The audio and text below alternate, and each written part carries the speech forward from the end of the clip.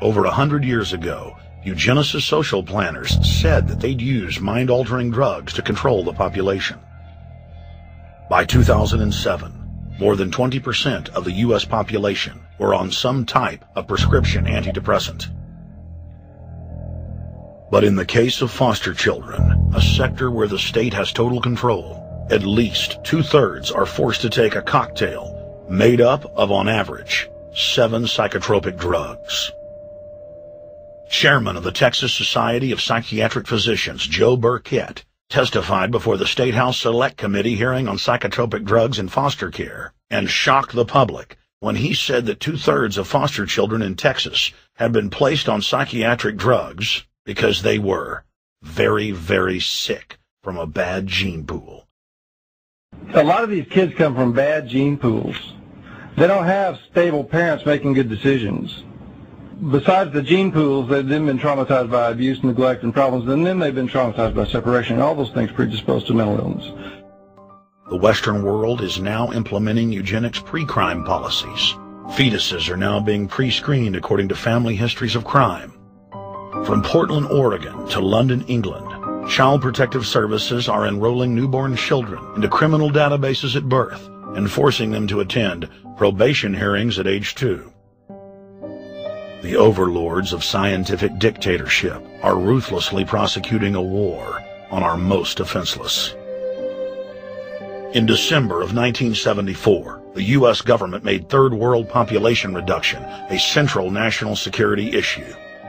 The operation plan, titled National Security Study Memorandum 200, was simply a regurgitation of the British Commission on Population created by King George VI of England in 1944, which openly stated that populous third world nations posed a threat to the international elite's monopoly of global power. The Kissinger-authored U.S. plan targeted 13 key countries where massive population reduction was called for. Kissinger recommended that IMF and World Bank loans be given on condition that nations initiate aggressive population control programs, such as sterilization. Kissinger also recommended that food be used as a weapon, and that instigating wars was also a helpful tool in reducing population. In 1972, the Nixon White House also implemented a eugenics policy which was directed by George Herbert Walker Bush, then United States Ambassador to the United Nations. Bush advised China on the formulation of their one-child policy and directed the federal government to forcibly sterilize more than 40% of Native American women on reservations. The Bilderberg-dominated Club of Rome advocated environmentalism as the best front to implement population reduction. Western populations would accept serfdom if it was packaged as saving the earth.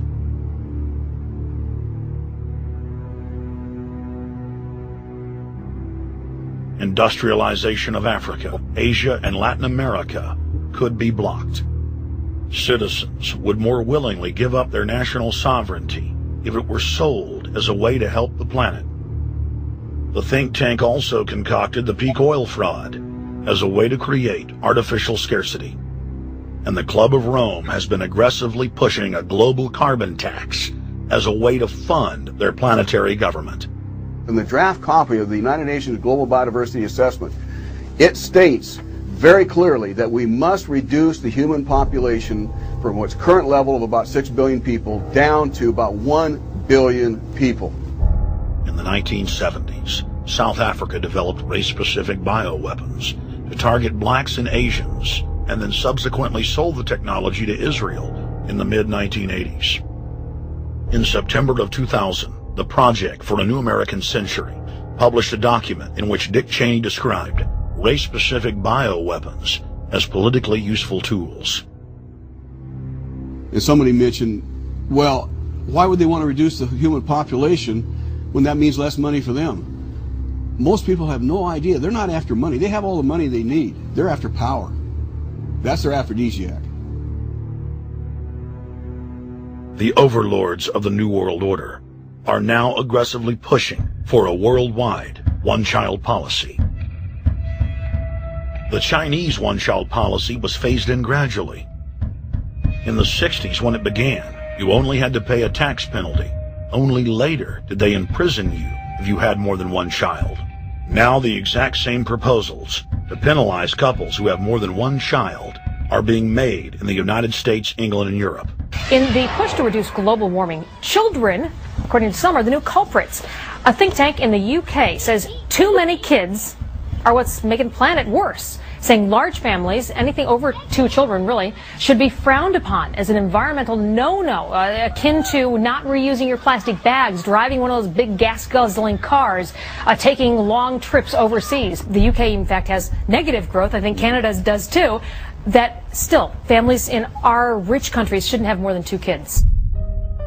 In 1998, Ted Turner pledged to give more than $1 billion to the United Nations to be spent in the implementation of population reduction policies planet-wide.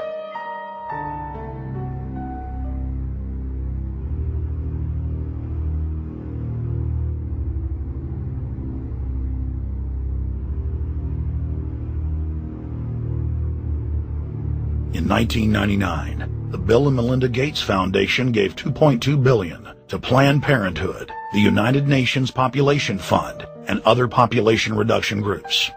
By 2007, the Gates had given more than $30 billion, almost exclusively to population control groups. The controlled corporate press cynically reported that the Gates were giving the money to help third world children.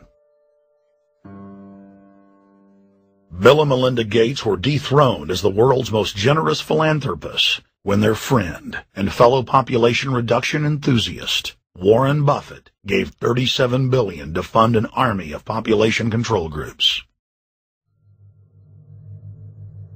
And I actually think the world will be much better when there's only 10 or 20% of us left. Dr. Eric Pianka. Prominent University of Texas biologist Dr. Eric Pianka, while receiving an award from the Texas Academy of Science, said that the worldwide AIDS pandemic was, quote, no good, it's too slow, and went on to laud the virtues of Ebola because it would kill 90% of the world population quickly. When his statements erupted into a national controversy, his graduate students defended him, stating that Pianka was too conservative and that all humans should be killed.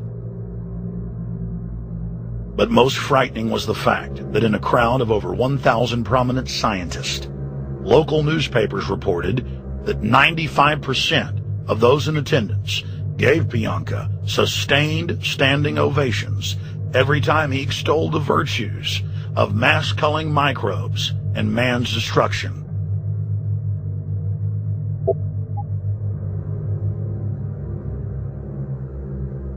China was able to turn the corner and become the leading world superpower because they have a police state and they are able to force people to stop reproducing. Dr. Eric R. Pianka.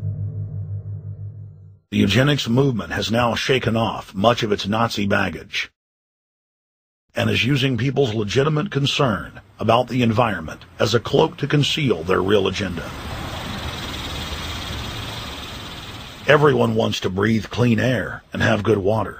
But the controllers of the environmental movement have done nothing but co-opt people's concerns and parlay it into support for global policies that further destabilize the third world and create untold misery.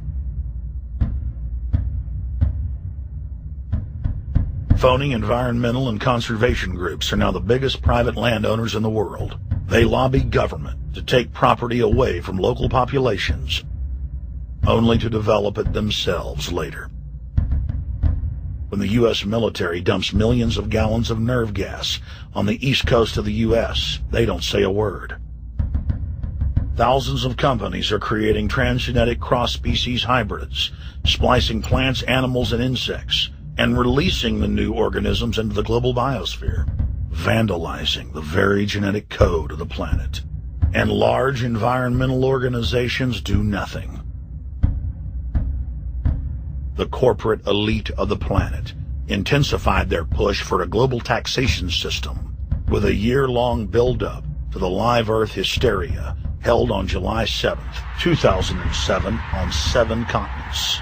World leaders announced that saving the Earth was the new organizing principle for humanity and hailed it as the planet's new religion. They claimed that CO2, which plants breathe, was killing the Earth, and that we must reduce the number of children we have to curtail our carbon footprint.